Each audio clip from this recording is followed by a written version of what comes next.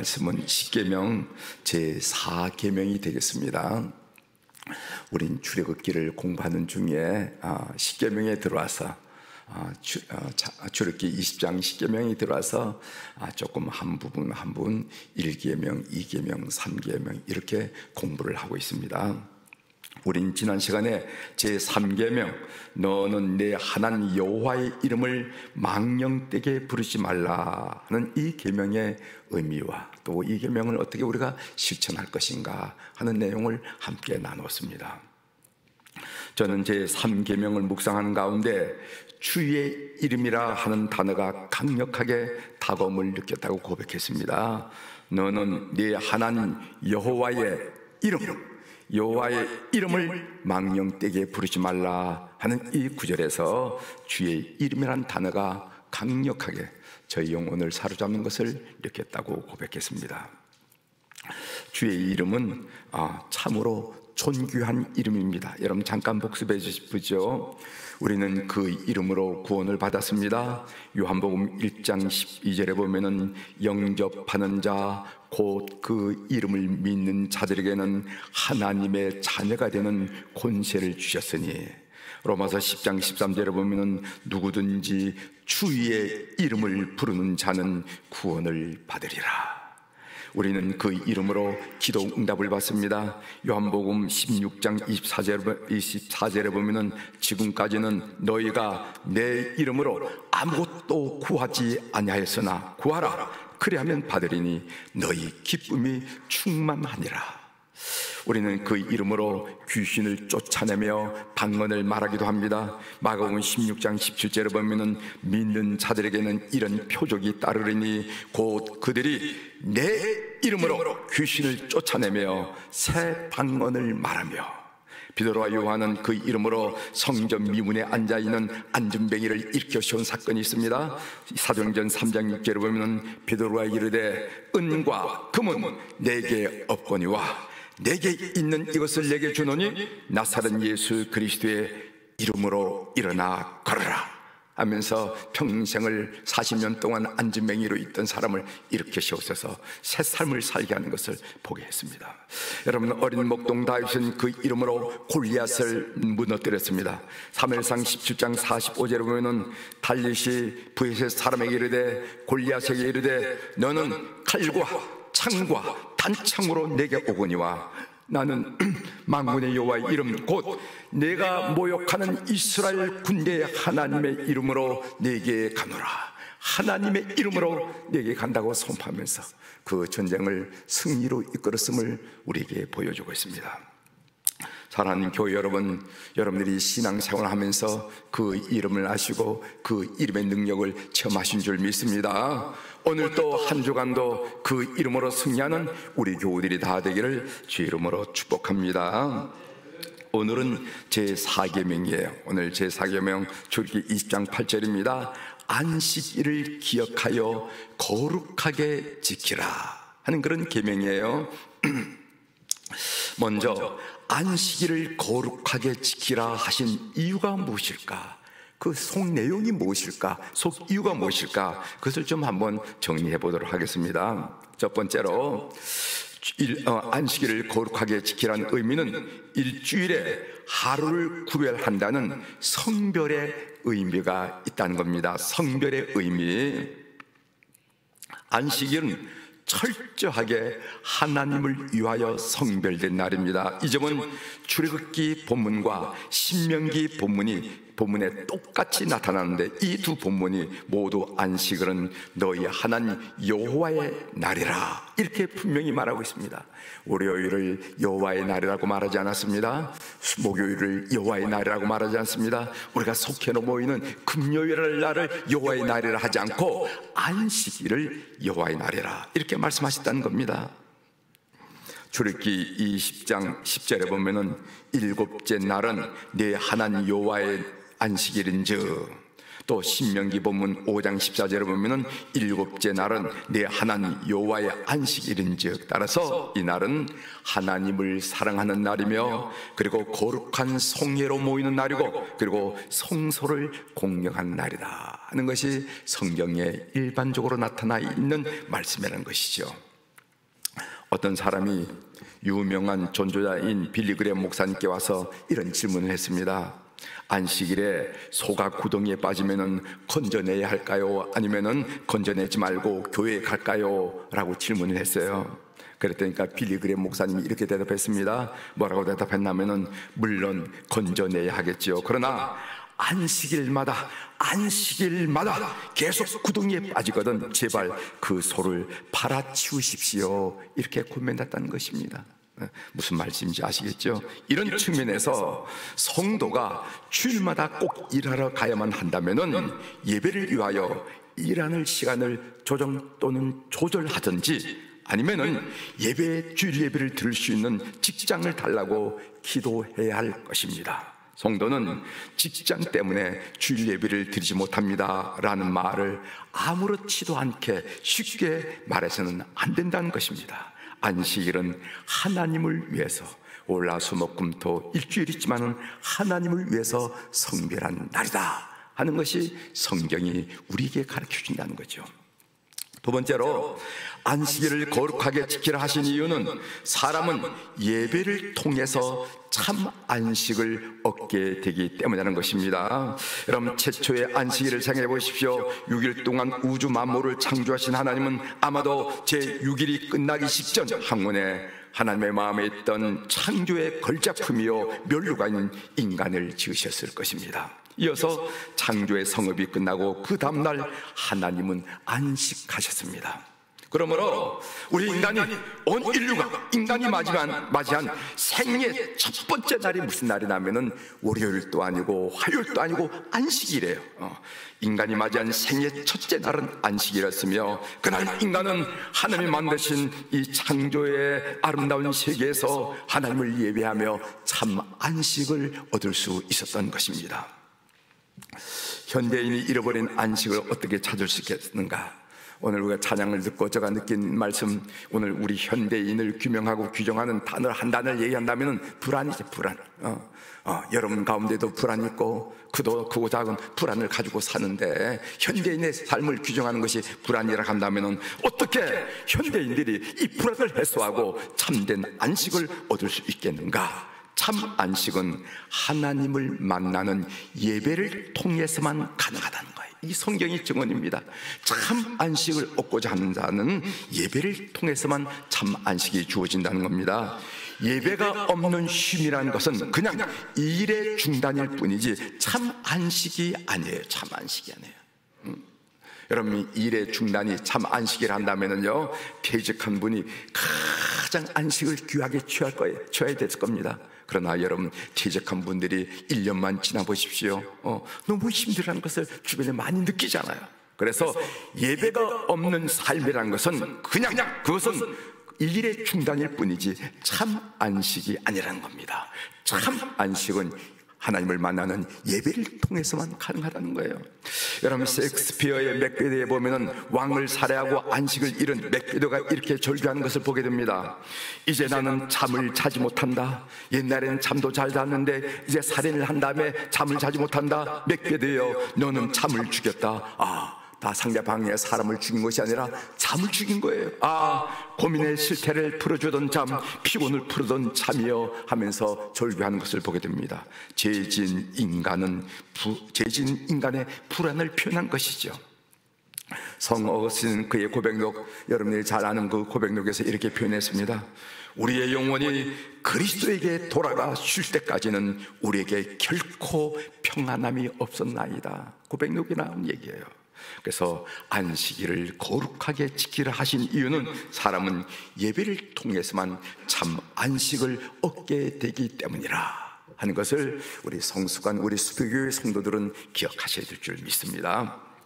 세 번째로 안식일을 거룩하게 지키라 하신 이유는 이 계명에 축복과 저주가 있기 때문에 그렇습니다. 여러분, 창세기 2장 3절, 오늘 본문에도 그런 내용이 나오지만 창세기 2장 3절에 보면은요, 하나님이 그 7째 날을 복되게 하사 거룩하게 하셨으니라는 말씀이 있습니다. 하나님께서 복되게 하셨다라고 약속하신 날은 1회 중에 이 날밖에 없어요. 다른 날을 복되게 하신다 그런 말씀을 하시지 않았습니다. 첫째 날을 지나면서 내가 이 날을 복되게 했다, 둘째 날을 지나면서 내가 이 날을 복되게 했다, 이런 말씀이 없어요. 성경에 보면은 오늘 출애굽기 본문도 그렇고 창세기 본문도 마찬가지예요. 언제 복되다 하면 안식일 날을 하나님께서 복되다고 얘기하고, 그리고 거룩하다는 말을 했은 것을 우리가 알게 됩니다. 이사야 선지자는요, 이 안식일을 지킴으로 우리가 즐거움을 얻을 것이며 이 땅에서 그가 높은 곳에 올리게 될 것이라, 이렇게 예언한 말씀을 우리가 보게 됩니다. 이사야 58장 13절 14절인데 제가 한번 천천히 읽어드리겠어요. 많이 나오지 한번 읽어드리겠습니다.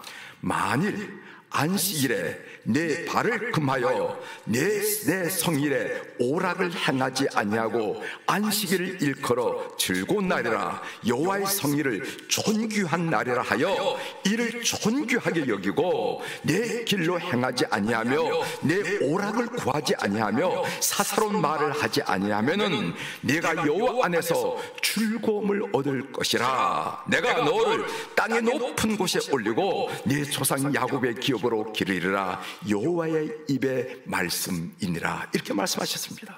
하나님께서 안식일을 소중히 여기고 여호와의 성일을 존귀하게 여긴 사람들에게는 하나님께서 이러한 축복, 복을 주시겠다 약속하신 바가 있습니다. 반면에 이 계명을 불순종하는 사람들에게는 저주가 있었습니다. 출애굽기 35장 2절의 말씀이에요. 엿새 동안은 일하고 일곱째 날은 너희를 위한 거룩한 날이니 여호와께 엄숙한 안식일이라. 여호와께 엄숙한 안식일이라. 누구든지 이 날에 일한 자는 죽을지니. 이렇게 얘기했어요. 실제로 민수기 15장 32절 이하에는 이 안식일에 나무를 한 사람을 돌로 쳐 죽인 사건이 나온 것을 우리가 보게 됩니다. 이 계명에는 축복과 저주가 있기 때문에 안식일을 거룩히 지키라 라는 말씀하셨다는 겁니다. 네 번째로, 이 계명에는 사람을 정기적으로 숨을 돌리고 쉬게 하라는 그런 의미가 있습니다. 출애굽기 23장 12절을 읽어보겠습니다. 너는 엿새 동안에 내 일을 하고 일곱째 날에는 쉬라. 내 소와 나귀가 쉴 것이며 내 여종의 자식과 나그네가 쉼을 돌리리라. 오늘 본문에도 나와 있죠. 그렇습니다. 안식일은 잠시 숨을 돌려 마음과 몸의 기운을 회복하기 위하여 제정된 날이라는 것입니다. 여러분 생각해 보십시오. 예나 지금이나 주인은 안식일이 있든 없든 제 아래서 언제든 쉴 수가 있습니다. 주인한테 쉬면 되잖아요. 그러나 종들은 그렇지 않다는 겁니다. 그들의 신분으로 볼 때 쉬는 날을 제정해 놓지 않으면 평생 쉼없이 일만 하다가 골병이 들어 죽게 되더라는 것입니다. 그런 점에서 안식일법은 집안의 종, 그리고 나그네, 객, 심지어 짐승까지라도 쉼을 명령한 너무나도 인간적인 법이라는 것을 우리가 알게 됩니다. 이 계명에는 사람을 정기적으로 숨을 돌리고 쉬게 하라는 의미가 있다는 것이죠. 안식일과 주일이 그럼 어떻게 다를까?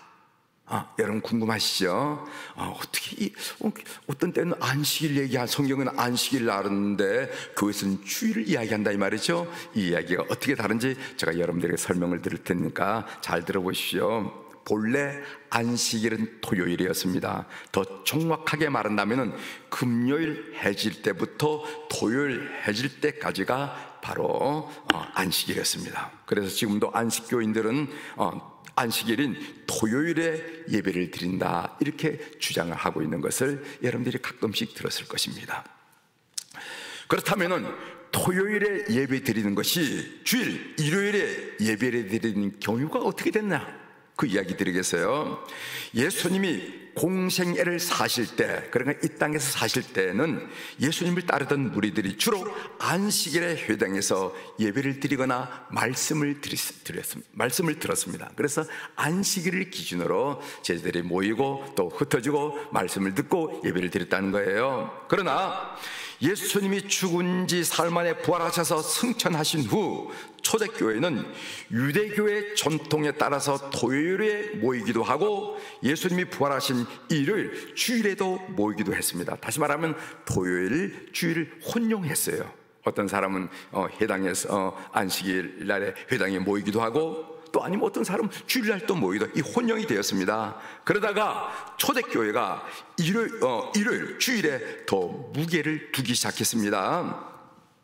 그 흔적을 우리는 성경에 찾아볼 수가 있습니다. 예컨대 요한복음 20장 19절에 보면은 예수님의 제자들이 안식일 다음날, 즉 주일에 함께 모여 있었는데, 바로 이 자리에서 부활하신 예수님이 처음 나타나서 제자들과 함께 교제하는 모습을 보게 됩니다. 그 부분을 읽어드리겠어요. 요한복음 20장 19절입니다. 이날 곧 안식 후 첫날, 안식 후 첫날은 일요일이죠. 토요일 다음 일요일 저녁 때 제자들이 유대인들을 두려워하여 모인 곳의 문들을 닫았더니 예수께서 오사 가운데 서서 이르시되 너에게 평강이 있을지어다. 어미 잃은 새끼들처럼 두려움에 떨고 있는 제자들에게 부활하신 예수님이 나타나셨는데 얼마나 제자들이 놀랍고 감격스럽고 의미 있는 날이 되겠습니까? 죽어도 잊지 못할 날이 되겠죠. 그리스도의 부활은 죄가 정복되고 참 안식을 얻게 하는 승리의 사건이었습니다. 이 승리의 날이 곧 주일이라는 것이죠. 그런 의미에서 예수 그리스도의 부활의 날인 주일을 통해서 안식일이 갖고 있는 의미와 안식일이 갖고 있는 목적이 적극적으로 성취되었습니다. 그래서 초대교인들은 주일날에, 그러니까 일요일날에 점점 더 무게를 두게 되었습니다. 무게를 두고 있어요. 왜? 이 주일날은 그 안식일이 고백하는, 안식일이 목적하는 그 목적과 이유를 충분히 성취한 날로 인식되었기 때문에 성도들의 마음속에는 안식일에서부터 점점 일요일, 주일로 옮겨졌다는 것입니다. 바울이 3차 선교 여행 도중에 드로아에 들렸을 때 주일에 집회를 가졌다는 사실을 사도행전 20장 7절에 다음과 같이 보고하고 있습니다. 사도행전 20장 7절에 보면 9주간의 첫날에, 그 일요일을 말하는 겁니다. 그 주간의 첫날에 우리가 떡을 떼려 하여 모였더니, 그러니까 예배를 드리고 성만찬을 하고 떡을 떼려 하여 모였더니, 그러니까 주일에, 그러니까 일요일에 예배를 드렸다 하는 것을 서서히 옮겨지는 것을 우리가 느낄 수 있어요. AD 451년, 여러분들이 잘 아는 칼케돈 종교회의가 있었어요. 여러분 니케아 종교회 AD 325년 451년 칼케돈 종교회의가 있었는데, 이 칼케돈 종교에서 우리는 일요일을 주일로 여기고 그리고 예배일로 공포하게 됐습니다. 그래서 주일 예배를 드린 것은 그렇게 5세기, 그러니까 AD 451년 칼케돈 종교회를 통해서 일요일을 주일로 한다, 주일 예배를 드린다, 이렇게 공포된 거예요. 그 고의 교회 전통에 의해서 세계의 모든 교회가 주일을 예배일로 지키고 있는 것입니다. 안식일을 어떻게 지킬 것인가? 첫 번째로 주일에 영리를 목적으로 하는 노동을 금하라는 것입니다. 일주일에 하루를 일하지 않으면요, 인간적으로 계산으로 보면은 하루치 정도의 수입이 줄어들 것이 분명할 것입니다. 그래서 결단을 못 내리고 주저하는 교우들을 많이 보죠. 그러나 살아계신 하나님이 나를 굶기시겠는가라는 믿음으로 사탄이 주는 걱정과 염려를 떨쳐버리고 순종하는 교우들이 되기를 부탁을 드립니다. 그러면 놀라운 일이 생길 것입니다. 저는 가게를 운영하는 교우들이 수입의 감소를 염려하여 주일날 가게 문을 닫는 것을 주저할 때 전 이렇게 제안합니다. 성도님, 계산해 보세요. 주일날 문을 열었을 때 수입과 주일날 문을 닫았을 때 수입을 한번 계산해 보세요.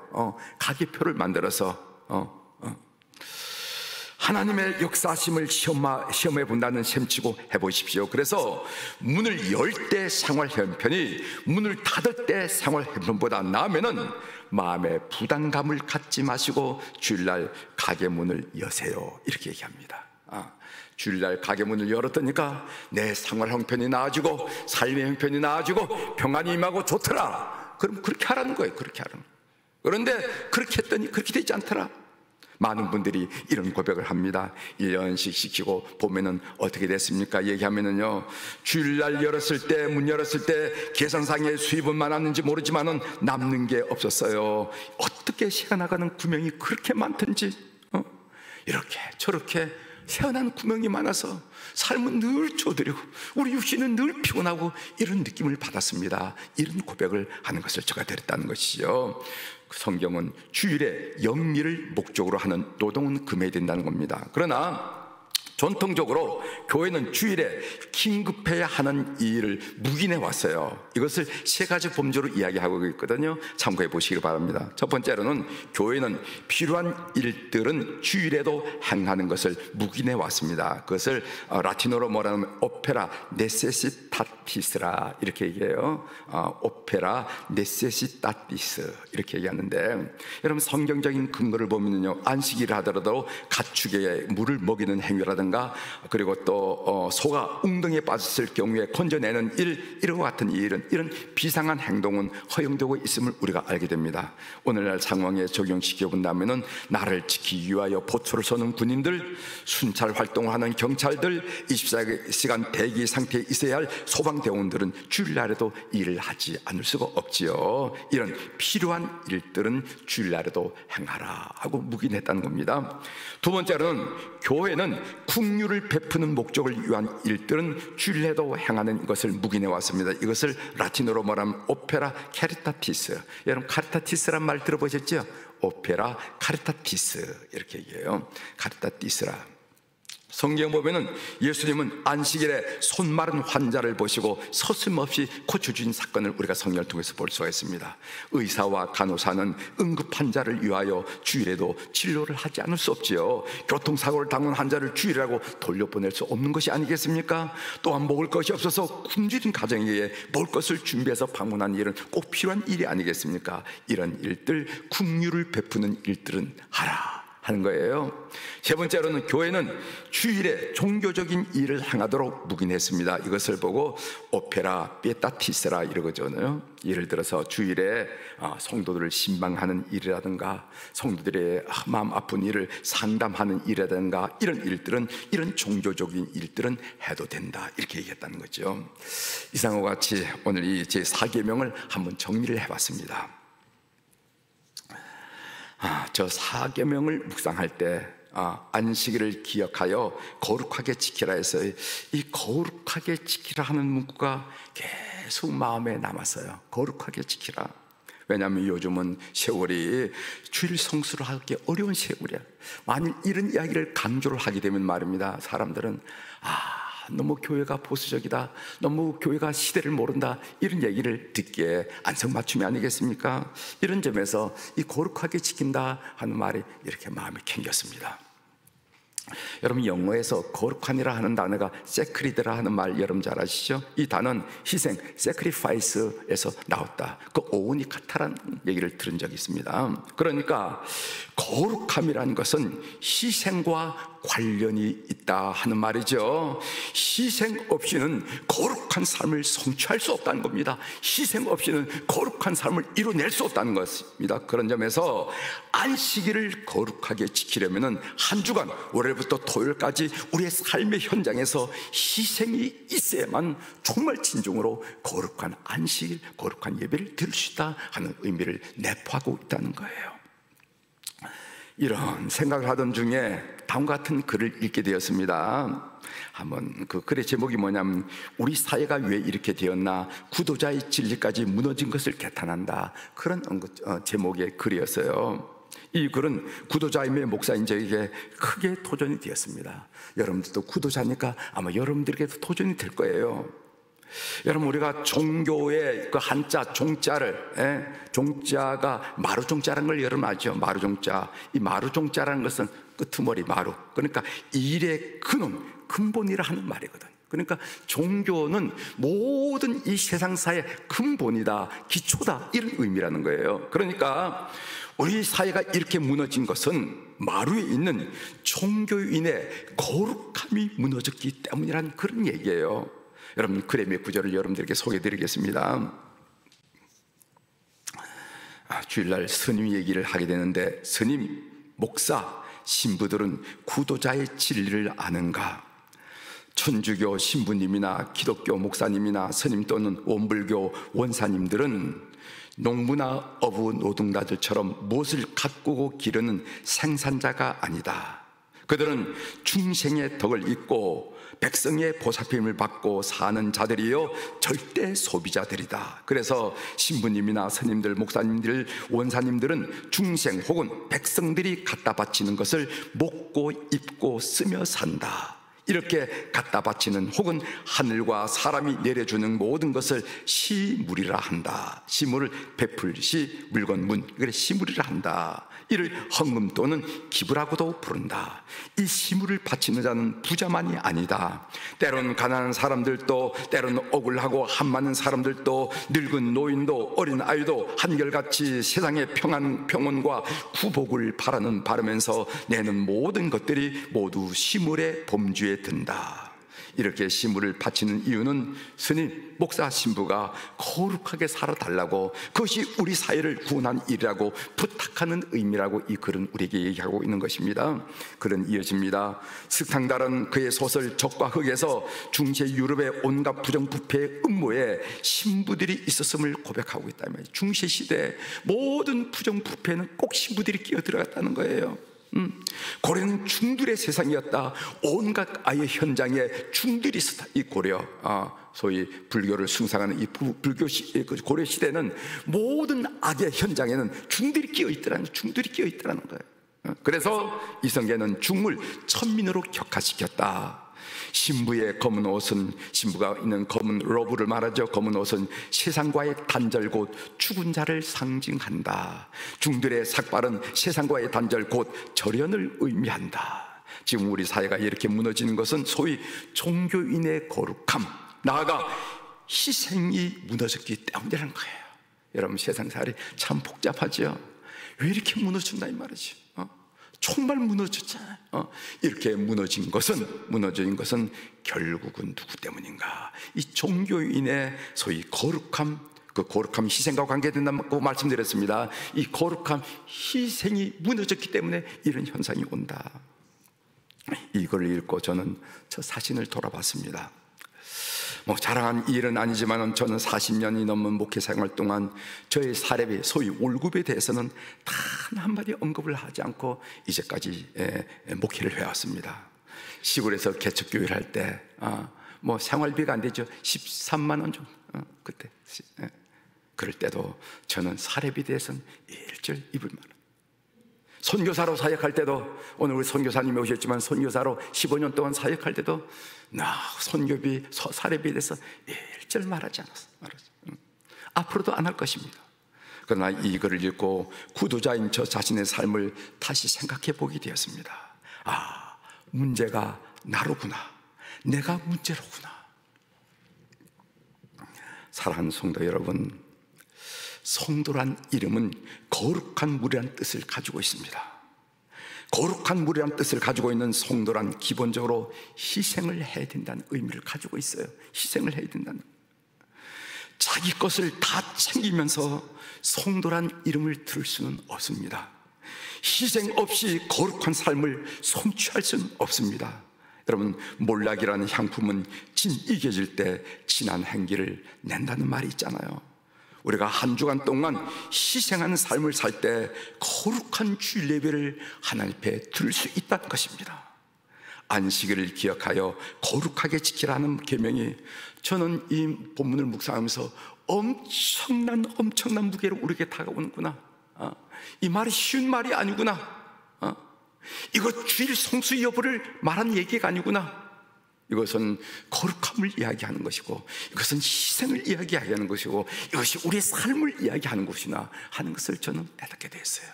사랑하는 교회 여러분, 한 주간의 삶을 희생함으로 거룩한 안식일 예배를 올려드리는 우리 교우들이 다 되기를 주의 이름으로 축원합니다. 기도하시겠습니다.